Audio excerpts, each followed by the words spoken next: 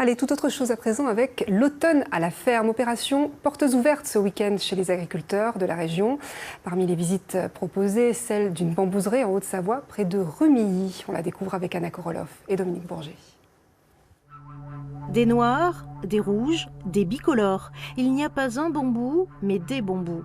Sur 1,5 hectare, pas moins de 64 variétés de bambous rustiques résistants au froid. Cette plante préhistorique apparue il y a 100 millions d'années est en fait une herbe géante. Et si les dinosaures qui la consommaient ont disparu, elle a survécu.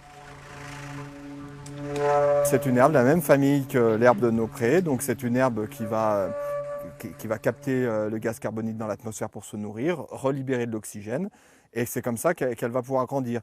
D'ailleurs, quand on a les pousses de bambou qui poussent au printemps, elles vont sortir de terre au diamètre définitif qu'elles auront. La seule chose qu'elles vont faire, elles vont se déplier, un peu comme une antenne télescopique, qui monte comme ça, progressivement, assez rapidement d'ailleurs, et après elle ne bouge plus.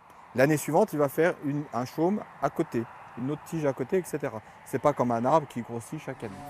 Le bambou a tout bon puisqu'il libère 30% d'oxygène de plus qu'un arbre et absorbe la pollution. La bambouserie capte à elle seule 15 tonnes carbone par an. Il compose l'habitat de plus d'1 milliard de personnes dans le monde. La structure de ces chaumes est d'une résistance comparable à celle de l'acier. Le bambou, c'est d'abord une plante verte qu'on peut planter chez soi, soit directement en pleine terre, soit en pot, ça c'est possible. Mais en même temps, on peut couper, c'est ce qui se passe notamment en Asie depuis des millénaires. On coupe les tiges et ça sert à construire des maisons, l'ameublement, la décoration. On peut faire aussi des matériaux composites dans l'aviation ou dans l'aéronautique, l'aérospatiale. L'opération L'automne à la ferme se poursuit demain avec 10 autres fermes à visiter, réparties sur les 2 Savoies.